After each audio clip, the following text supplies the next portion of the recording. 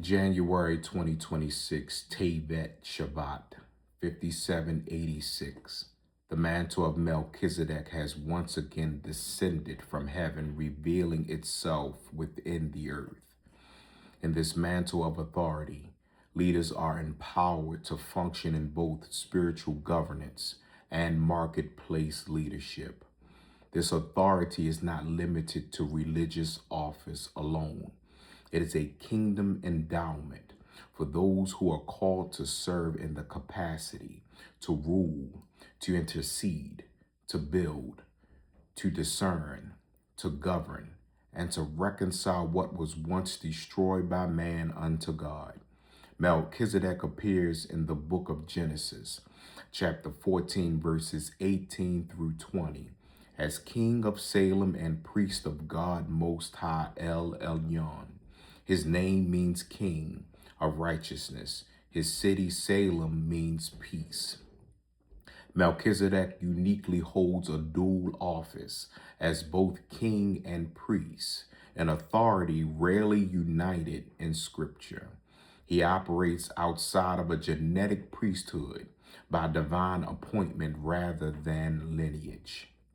This establishes a pattern of leadership rooted in righteousness and heavenly authority rather than heritage or institutional position. The Mosaic Levitical priesthood was governed by law and based on tribal lineage, limited by human weaknesses and mortality. The Melchizedek priesthood is based on a divine calling marked by an eternal nature and governed by righteousness and peace. Abraham's tithe to Melchizedek testifies of an order that predates and surpasses the Levitical system. This exchange revealed Melchizedek's spiritual authority, which is recognized by the patriarch himself.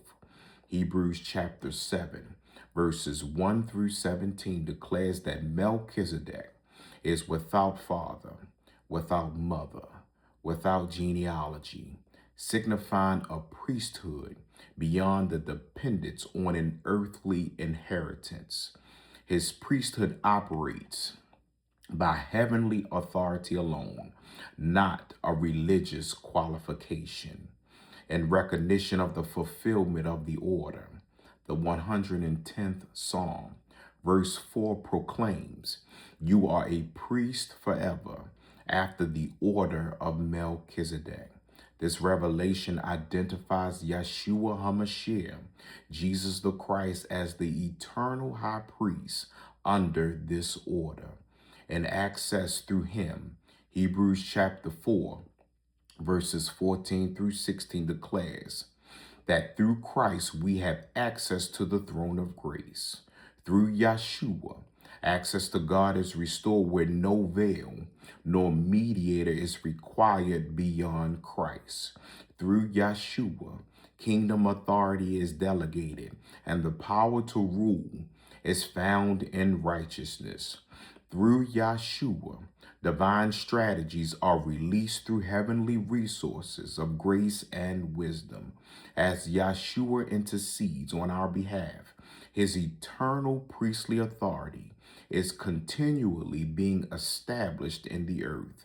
The mantle defined and has been released is a spiritual endowment that empowers kingdom leaders to function as both priest and king. The core dimensions of the mantle are his righteousness, as it lies in alignment with God's nature and ways, deriving his authority from purity rather than charisma. His peace or his shalom, as leaders are to establish environments where God's will can function, not merely in the absence of conflict, but divine order, wholeness, and stability.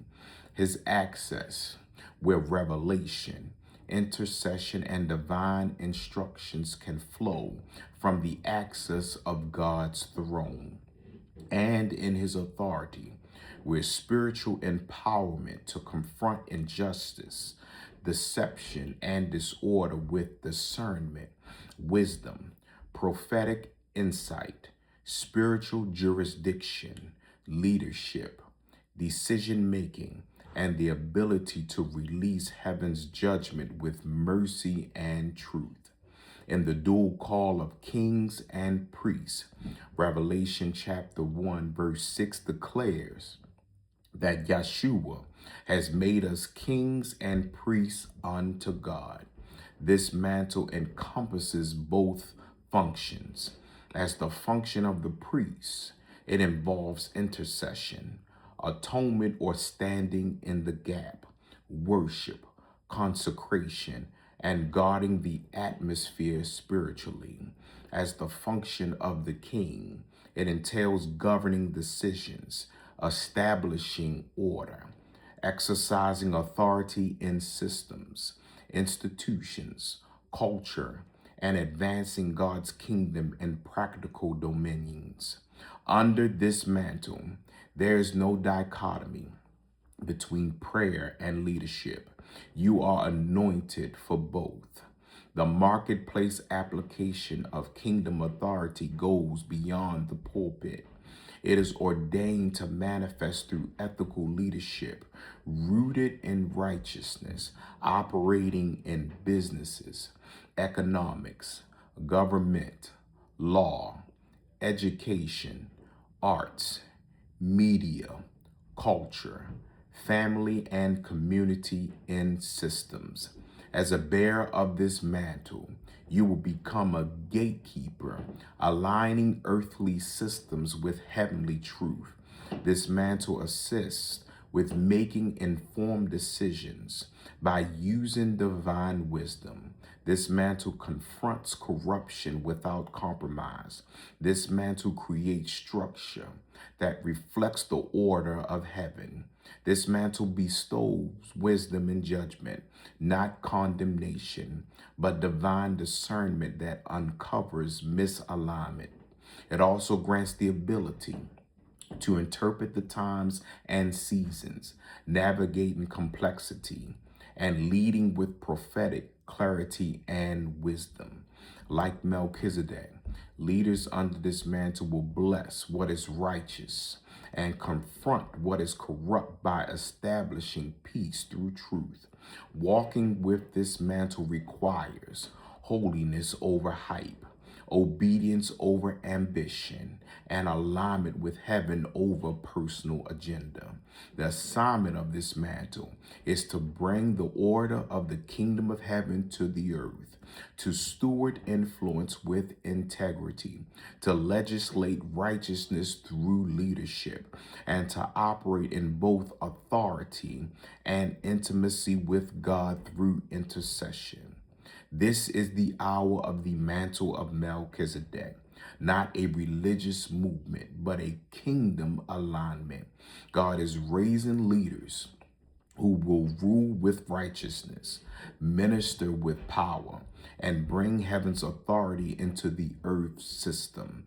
Under this mantle, leaders will establish peace through truth, wisdom, and divine order.